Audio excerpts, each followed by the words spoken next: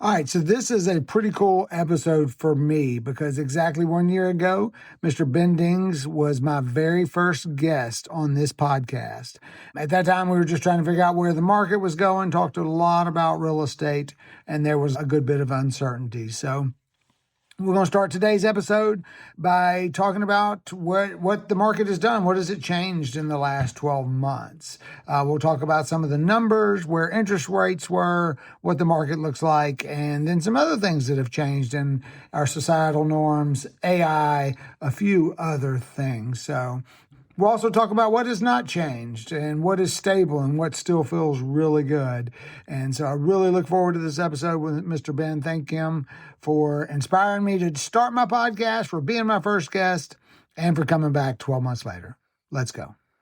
All right, so Ben, a year ago when we started this, you had just moved over to Swanson and Associates. Yes, sir. How's that going? 1 year update. It's going really well. When I got hired over there, when I got brought over there, I was also hired on as the productivity coach. At that time, we only had one agent going through the program, and she capped her first year. She was an agent for 5 years. She'd only capped one other time because she sold like a $4 million home. Lucky her. Wow. But this time she worked hard and she capped like how a lot of agents do. So she made some money this year for the first time and taught her everything I know. Wow. Yeah. So does she like tell everybody that Ben Dings? She is the better. man? She better. Yeah. She owes you her life. She does. Yeah. So today we're going to talk a little bit about, I don't want to bore everybody with real estate, Okay. but definitely want to talk about maybe what has changed in the last 12 months. Okay. You know, I'll go back a little bit. Not only were you my first guest, you were actually my inspiration and everything. So if I ever get famous, like this young lady that capped, Yes. I'm going to owe it all to Ben Dings. Okay. Because you are the reason, you asked me to be on the YouTube, and I was like, well, this is pretty cool. I can talk. And just your knowledge of all the stats and all that. And I want to dive into that too. Yeah. Because you see, I got YouTube on my big TV. I'm starting to play it on the TV instead of always on my phone to actually use it as a resource. So anyway, thank you very much for getting me started. And thank you for coming back. My pleasure. After 12 months. So let's talk about how rates how the market changed. And these two, I'll throw out these two comments. You can agree with them or just comment on them. I believe the average price is right at the same, not really up and definitely not down. Yep. And interest rates, and that's a relative term, I think they're down a lot. They're from 6.7 down to about 6.25. Yeah. I think that's big, but when I was Googling it and looking up the difference, they're like, oh, they're about the same. I'm like, that's a big difference, half a point. Yeah. Now, we were at 6.625 2 weeks ago, though. Because of this war, they were driven back up, but now we've recovered back again. Yep. And I do believe that we'll be back at 6 and probably under 6 soon. So what do you think the changes have been in real estate over the last 12 months? Last year we started to see it at the beginning of the year when we met last time, and then it definitely reared its ugly head. But I mean, we went through a correction. It wasn't as big as some of the doom and gloom people on YouTube and news channels were saying how the market was going to crash. Yeah. But I think we've gone through our correction and things are starting to look more up this year. Damn YouTubers. Yeah, got to get clicks somehow.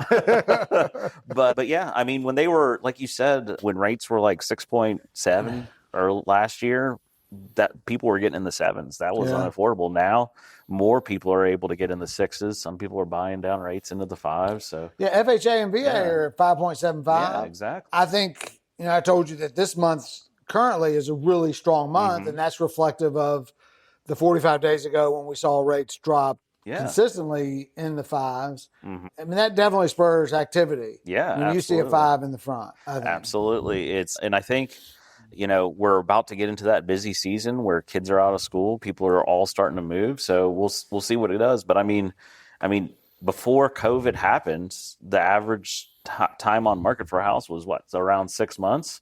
Now people are freaking out because their house isn't selling in a month. Yeah.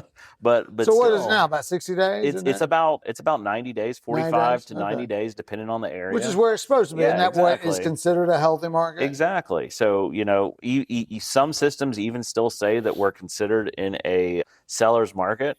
you wouldn't think that for judging how things have gone the past 5 years. Yeah. But yeah, it's where markets should be. I think we're in a good place. So define that for anybody that's not, and correct me if I'm wrong. So the reason, I know if I was listening and I heard it's taking 90 days to sell a house, how is that a healthy market? Well, you have to consider it balanced, because we're not just thinking, obviously, if you're the seller, you want it to sell in 5 days. But when things were selling in 15 days, people were bidding, no appraisals, it just jacked up the prices. So that is not healthy, because it creates the environment we've been in the last 2 years where things are unaffordable. Exactly. So that's why we talk about why it's balanced and healthy, is because it's long enough to where people don't have to rush into decisions. If you're a buyer, you don't have to just throw an offer out there. Mm-hmm. You can actually look at a couple different houses and pick and negotiate, but it's not sitting forever to where you can just throw any lowball offer. Right. And that is area specific to here too. I mean, I did see, it could have been a doom and gloom one where they said how there's 600,000 more sellers than there are buyers in the United States right now. But in this area, specifically Metro Atlanta, we're not seeing that type of market. We're not seeing a desperation market. We're seeing a good, healthy market right now. And again, it's so cliche and all that, but it does depend on the area, because even inside of Peachtree City, I know houses that are going on the market within 24 hours, but I also know houses that have been sitting for, 60, 90 days that are great houses. Yeah.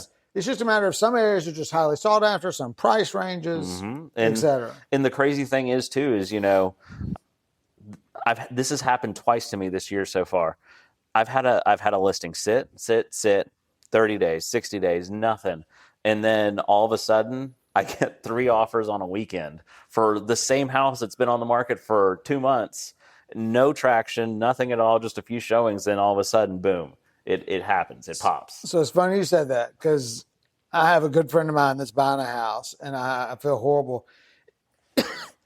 House was listed for $620. Mm-hmm. He made an offer at $605. They didn't go for it. Yeah. He said, okay, thanks. That's all he qualified for. Yeah. Let it go. Mm-hmm. Went back, think it's been like 3 weeks, went back and made an offer for $550. Because it had sat. Yeah. And they countered with $560. This was, what's today, Wednesday? So Monday made the offer. Tuesday they countered, or I guess Sunday made the offer. Monday. Tuesday he replies to accept it at $560, $50,000 less, and a cash buyer came the same day and at that same exact price. Yeah.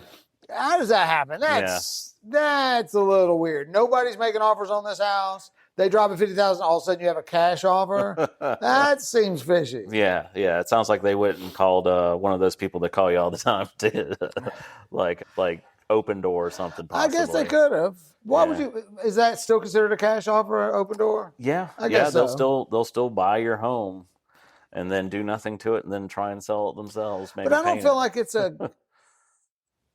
Like Open Door is not a cash offer, because there's still contingencies that they have to make, I'm guessing. But I guess a buyer, if a buyer makes a cash offer, Joe Schmo walks and makes a cash offer, what all could derail that? Do they appraise it if they're doing a cash offer? Cash offer, they don't. But sometimes you'll get cash offers from investors that are doing a hard money loan. They'll still do like a desk appraisal.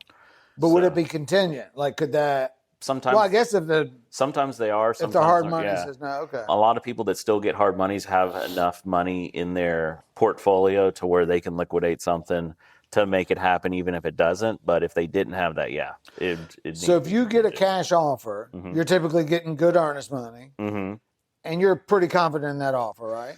Typically. Because there's not a lot of contingencies on a cash offer? Typically not, no. A good cash offer usually comes with like a 14-day close period too. So it's like 14-day close. You're getting your money quick.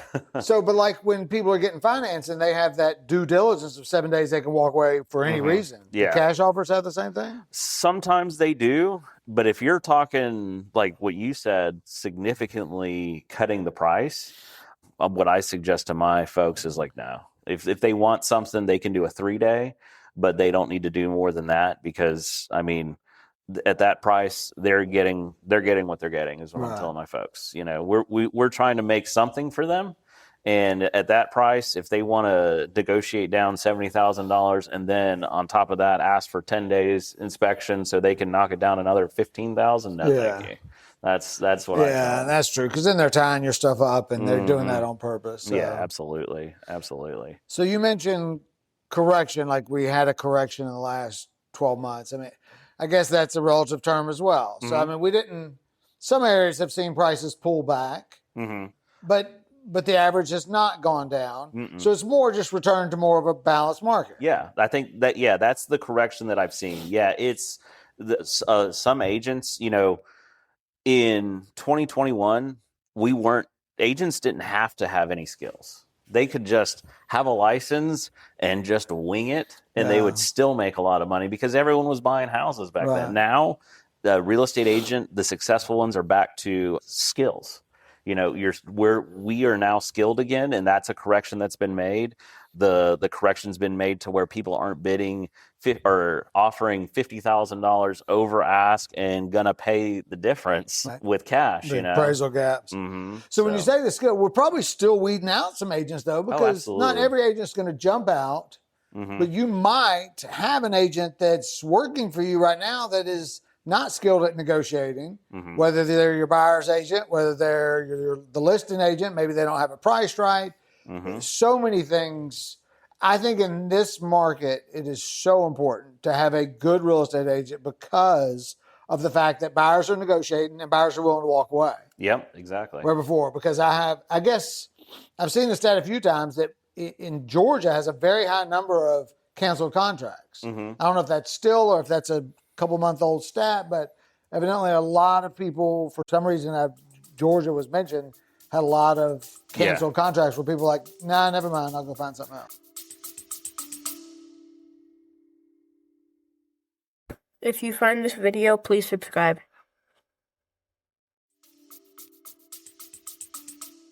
I saw that stat, and that did definitely have to do with agents and setting expectations, the skill level of agents, setting the expectations for their buyer, what they're getting into, looking at the house. But, Georgia, I think, was the number one state for cancellations when I saw that article too. But things to me, at least on my end, has gotten a little bit better. But that's even when I'm listing homes, because that was a correction that I made. I was more of a buyer's agent. That's where I had a lot of experience. I had listed properties before, but I was on a real estate team for a long time. I was only a buyer's agent there. Now, a lot of my business has shifted to more listings because that's what we have. Yeah, I help buyers. When buyers come along, we get them done quick. I had a buyer the other day, and at closing, he said, you were the third or fourth agent that I'd worked with, but the only reason I worked with you is because you were the only one that ever called me back and would be able to go on showings when I was available for showings. You sent me homes. Everyone else was just let me know, and then I'd go to voicemail. That just baffles me because you've heard that for years. That's not a new phenomenon. No. You've heard it for years, and well, I don't even know how to answer that. I don't know how to justify that. I just thought it was like, okay, we went to go see homes basically one weekend. I had talked to them on the phone for about 3 months, but we went one weekend to actually go look at homes, 3 homes, and we went under contract that first weekend. And it was like, it wasn't that hard. So I did find sales activity is up 5% year over year. So although prices aren't going up, maybe there are more listings, activity is higher. So that is great. Yeah. And, again, I think most people agree and say that if rates do drop below 6%, there's a lot of pent-up demand. Hopefully we stay in a balanced market, but it could really take off. Yeah. That's what I hope for. I mean, obviously anyone in this business hopes for things to take off. I just hope that when it happens this time, with everything changing around, with with a new Fed chairman coming in, it's done responsibly. Last time during COVID, we went down, we stayed down too long, and then we skyrocketed up and we stayed high too long. Yeah. We need to be more proactive in moving, adjusting on the fly.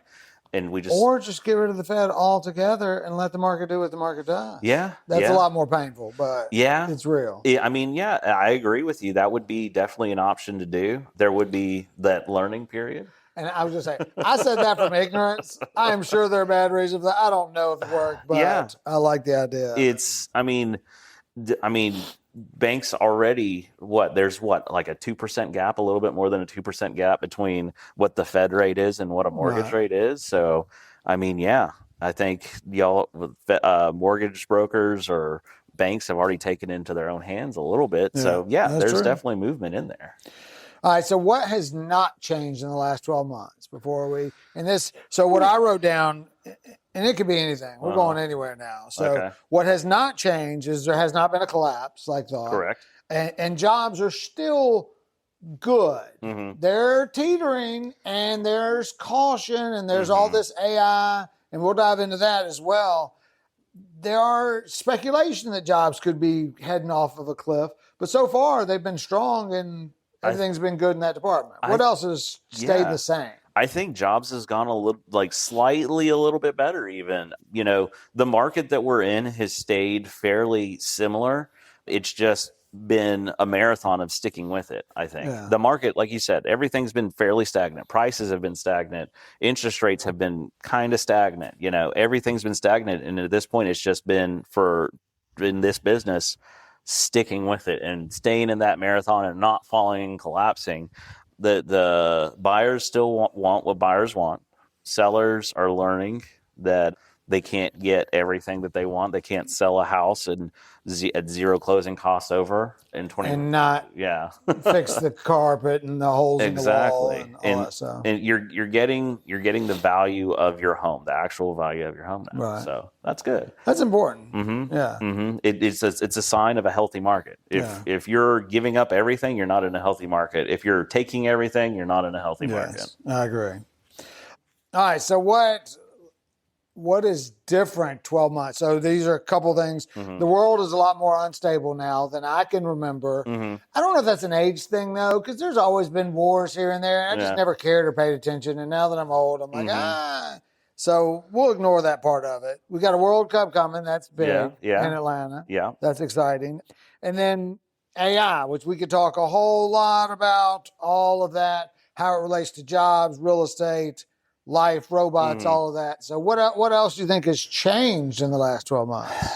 What has changed in the last 12 months? That's a tough question because I kind of live in my little bubble. Well, tell me about your bubble. Tell me about the kids. Let's go there. How have they changed in the last 12 months? Well, my daughter, she is growing up. She's going into second grade this coming year. We moved. We were on one side of Noonan, and now we've moved a little bit more towards Sharpsburg. Okay. So, the things have changed in a sense that last year, a lot of people were scared to do anything. This year, people are a little bit less hesitant. There's a lot of folks waiting to see what happens with this Fed thing. I've noticed there's a lot of wait and see, but more people are coming out. And that's a good thing because the scary thing is what if rates do drop drastically? What if because of this war in Iran and gas prices go crazy, what if Trump decides to, even the governor, someone sends us a $500 stimulus check? We're in the exact same situation we were in 2000 at that point, and that's scary to me.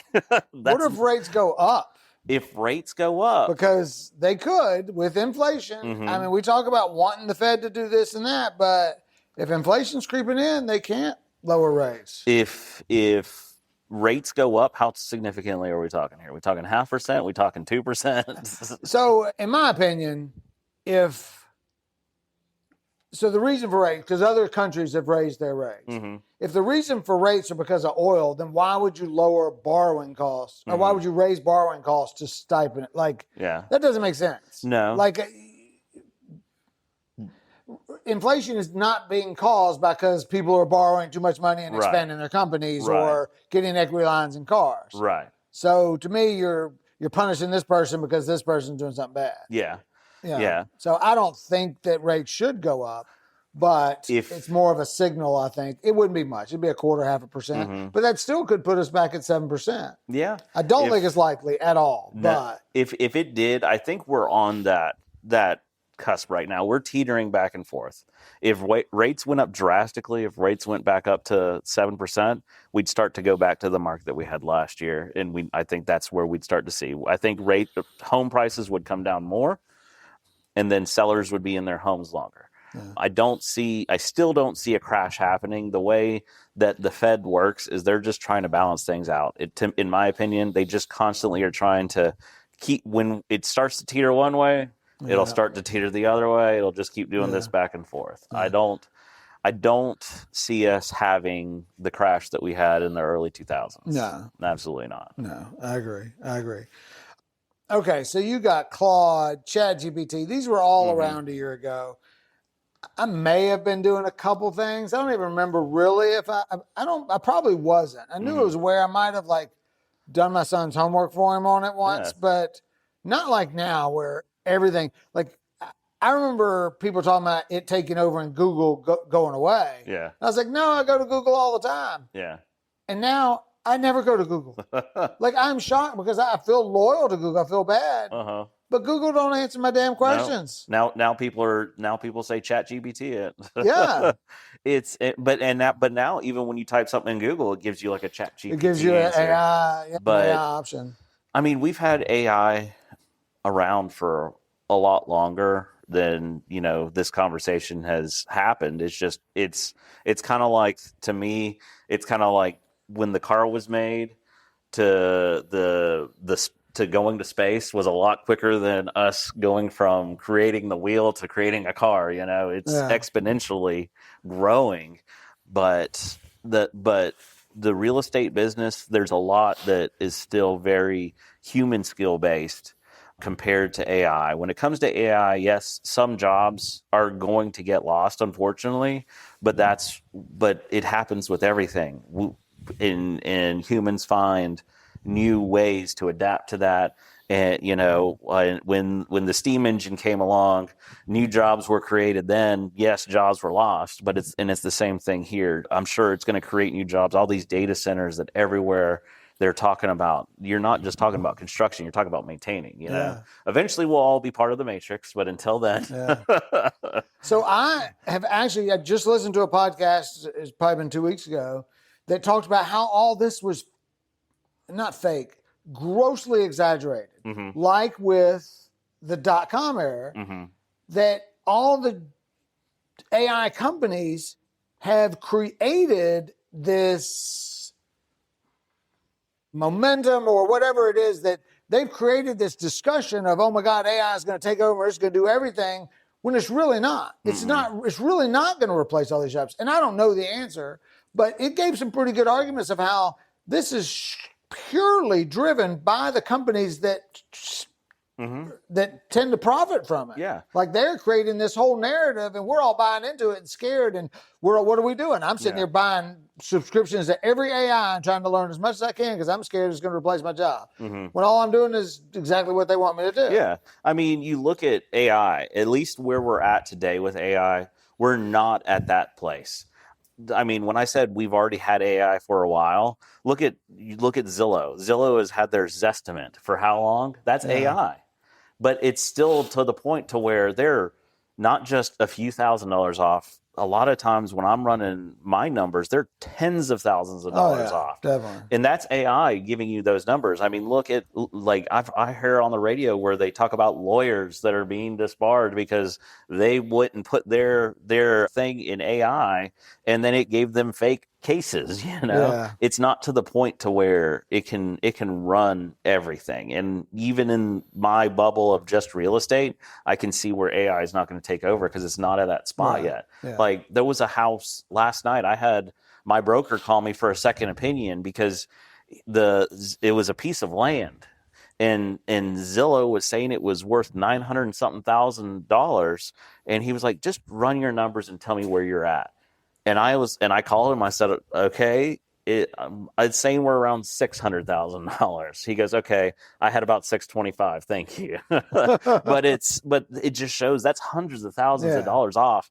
But it's all just because of the input that's put in there. Like someone listed it poorly at $925,000 for a year. It didn't sell, but Zillow saw that and said, pulls it, yeah. okay, it's worth this much. No, because you're saying it's 900. They had it at 925 and they couldn't sell it. So no, it's not worth that much. So AI can get it right a lot Mhm. and be a great resource It for is. structuring ideas and all that. But the problem is the fact that you don't know Mhm. 100% that it's accurate means you still have to do the manual labor. So Yeah. that's why AI may never, or maybe a long way off from being truly 100% reliable as fact. I think as humans we can work together with AI, but we can't rely solely on AI. We Right. have to have our human intuition, Right. because that's something that AI doesn't have. At least at the moment, it doesn't have human intuition, and that's what's needed. If we need to have checks and balances, of what AI does. We need to make sure that what it's saying is true and what it's giving is true, but we don't need to just push it away. I think we need to embrace it, but don't rely solely on it. Yeah, because AI is not going to know that, even in Peachtree City, you've got some pockets where that neighborhood is not as nice. Exactly. So, but it doesn't know, what might be going on or what they might be building down the road or whatever. So, Exactly. all right. So robots are coming. Uh-huh. I wrote $24,000. Like they're saying in the next 2 years, everyone will be able to buy a robot that can take your trash out and everything for $24,000. That sounds like a bargain. Yeah. Like, typically that stuff comes to the ultra rich first, Mhm. which they probably already have them. But $24K to take my trash out and do all my laundry? Yeah. I'm yeah. in. I'll sell my car to not have to do laundry. Yeah. Do you think that's real? I mean, look at it. We've already got robots that cut our grass. You've got the Roomba inside, and now you got the Roomba outside. That outside lawnmower don't work. Your lawn better be perfect. Yeah, that's why I don't have. You got robots running marathons. That's ridiculous. Yeah, I saw that, but like what you said too, who's to say the robot's going to throw the trash in the trash can? It might start making a pile next to the house or something. Might throw your cat away. Exactly. I mean, then you go to Korean fried chicken place in Fayetteville, and the robot comes out with your order and your drinks on it and just scoots out. You take your food off and it scoots away. Yeah. So there's a lot of it that I do love, but Mhm. but I think what might save us is that I'm still irritated as hell by like AI people calling, answering the phone. Like, Mhm. No, I don't. You're making me more irritated. I'd rather have it automated and sound like a computer than you faking like you're a human and still not be able to answer my questions. Yep. Yeah. And there's some YouTube videos of people trying to talk to drive-thrus, going, "I want a milkshake. So you want fries?" And it almost seems like a spoof, but Yep. I went through one and it worked pretty well the other day. But in general, I don't know. That sounds. I'm glad that sometimes I feel like I am starting to get older, because there are times that I don't realize at first that I'm talking to AI, and then about 10 seconds, 15 seconds in, I'm like, oh, wait, this isn't a person I'm talking to, is it? I get myself in trouble because the other day I was like, wow, you sound hot. Because if they're too perfectly, because we've never had perfectly spoken people making sales calls or answering. Yep. So if they're doing it, I was like, man, you sound beautiful. Wow. And she goes, thank you. I was like, you're a robot, aren't you? And she's like, no. I was like, oh my God, I'm so sorry. That's hilarious. I have a friend, and he was telling me about how they work at a car dealership, and they used AI for a little bit, and they started to have guys coming in looking for Jamie, who was the AI assistant, and they were like, well, Jamie's not a real person, they are AI. And What perfect transition, Ben. That's my next question. AI relationships. This has nothing to do with real estate. We're just talking now. Okay. Because evidently that's the new thing is people are, because you can chat with the AI. You don't have to just ask questions. You actually can just leave it live and have a full-on conversation. And evidently this is developing into not only are people having relationships with their Siri, if you will, but with their AI. But I'm sure there are actual sites where you could probably have true-on relationships. So here's the question. Would you let your spouse have an AI friend? friend. We're calling it a friend, but we know where that goes. Yeah. I trust my spouse enough to where, that'd be fine as long as it's, there's certain parameters set up for the AI. If it's just trying to go straight on hitting on my wife constantly, then my wife would probably know to back off. But let's remove that because clearly it's not a real person. Yeah, so they're not physically going to be able to act on it. Yeah. But your spouse or your child actually has a relationship where they're logging on. I guess it'd be like having a fake friend, or like when you were a kid having what were those things called? The imaginary friends. Oh, the imaginary friends. Okay. Which I always wish I had one of those. None of my kids ever had them, but I don't think that's something that AI needs to get into. Yeah, what it's saying, in my opinion, for that is that this person needs someone to talk to. Yeah. Whether it's a friend, a therapist, somebody. Which a lot of people. There's a lot of old people that could use somebody to talk to. Mm-hmm. But that shows too where we're at in as a society, as AI is stepping in and taking over for social interactions. Right. Instead of me and you sitting here having a conversation, they don't have someone to have a conversation with because everyone's down looking at their phones. So it's getting worse because at first we said that this is the most connected generation ever and the loneliest because they're connected through social media, but they actually don't have any real interactions. Yeah, exactly. So now we're going to go to the next step where they're not even connecting with real people. Yeah. Online. And it's in their head they're connecting, but really, how can you connect with something that doesn't have feelings?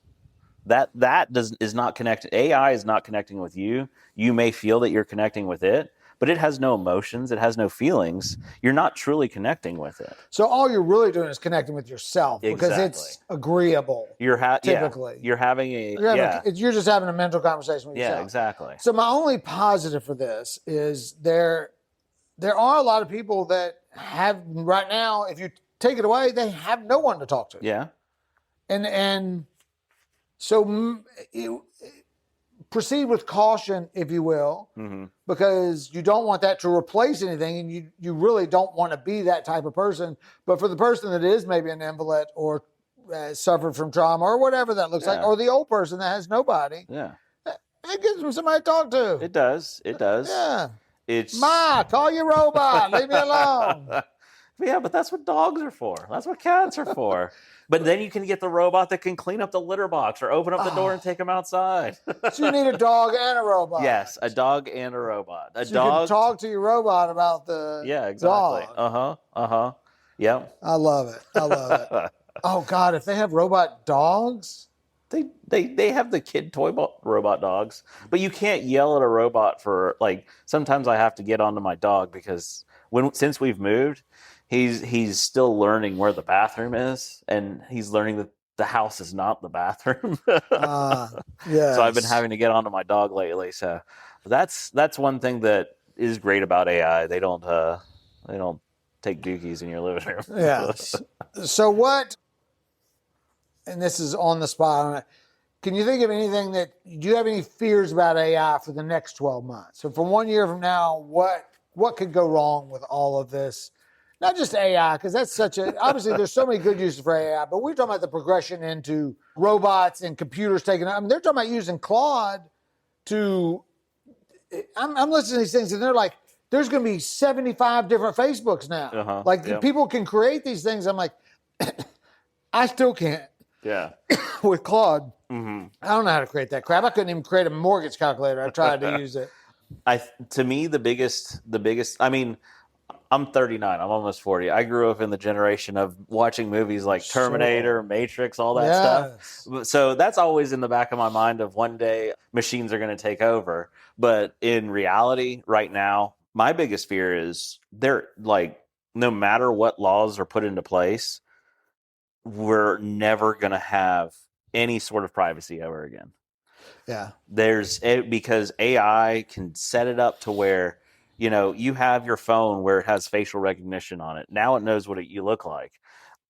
I've never looked up once anything about my parents, my entire family are from the United States, but the color of skin that I am, how come I'm getting ads for my family coming over to the United States, they should have some sort of insurance plan when they get here. Any like algorithms on Facebook, algorithms on everything. They know what you like. They know what you want. They want to figure out what you want to get more. Yeah. And it's like you have no privacy. Do you think they'll push us over the cliff and we'll shut it all down ourselves? No, I don't think we will. I think there will be a movement towards that. You know what I did see the other day that I actually would like? I would like to see this movement, and it is having hours. Like how you can only go to the store and they close at a certain time. Yeah. I would love to see where you can't get on Facebook after 10 o'clock or something like that, and it just shuts off. I know Sunday's considered a religious holiday, so you couldn't do that. But if it was a day of the week, something. Saturday's all whatever is shut off. Because I'm sorry, I'm just big into because I try and cut myself off of Facebook as much as possible. The only time I ever get on is to make a post, but very rarely, and I try not scroll that because that's what gets me. But like they say, it's literally you get the same feeling that you get from a drug. Yeah. When you start that's why TikTok is so popular because it's 8-second hits that you're getting just boom, boom, boom. You know what's weird about like TikTok? Like that is my least used one. I've tried to figure that out. I think it might be because there's so many not fake videos, but so many ads. Oh yeah. That look like real videos. I'm like I don't have the energy to decipher. Like I literally get on social media. Well, for two reasons. One, my problem is I feel like I have to interact if I want people to interact with me. So if I want people to look at my post, I have to interact with theirs. So I get on there to like and comment on other people's stuff all the time. Yeah. Not to actually just doom scroll, but then for Instagram Reels or whatever, that's when I find myself just scrolling mindlessly. I will say this about social media and AI, because it's already starting to happen. You've got bad actors out there already to where they're manipulating videos, photos, whatever, to push a narrative a lot of times that's not even real. And it's causing a ruckus. It's causing people's emotions to go up. And it's something that hasn't even happened. And it's making people believe things that aren't even true. Yeah. And people are still too lazy to verify things. Exactly. Themselves. Because if it supports their narrative, they're like, well, why would I want to go find out that? It's like there was an old skit or a meme or something, and I think it was like a skit, and it was like, I have to believe it because it's true because I read it on the internet. Well, where did you read that? On the internet.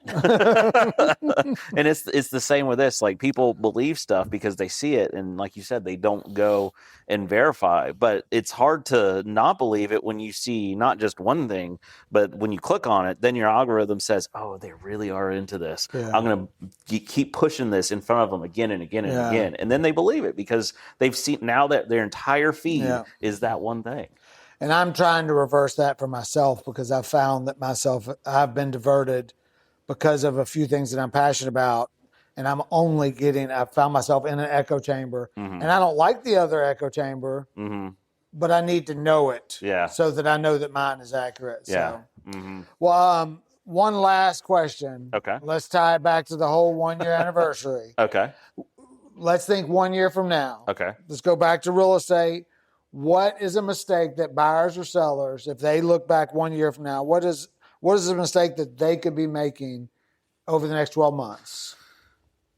A mistake that buyers could be making right now is waiting for things to happen, because right now we're in a good market to where you can get things. Right. You can get your closing costs paid for. You could get, like I'm telling folks, a lot of times we have about a $20,000 wiggle room, maybe 15 in closing costs, 5 off the price or something. You can get things. But if, let's just say the market changes drastically and rates come down, then you have more people in the market and you're not going to get those same things. Or vice versa, you wait because you think rates are coming down, and you mentioned earlier, what if rates go up? Now you've both ways, you've been priced out of the market. As a seller, the mistake that you can make is either A, not being patient in not realizing the market we're in, or hiring a bad agent that is giving you hopes, selling you hopes and dreams, and then just letting a house sit. Yeah. Because the longer a house sits, the more negotiation power a buyer has. Yeah. I mean, on day one, if this is the first day you have your house listed, you could get probably full price and zero closing costs. 90 days down the road, you're giving up closing costs. A year down the road, you reduce the price and you're giving up closing costs. Yeah.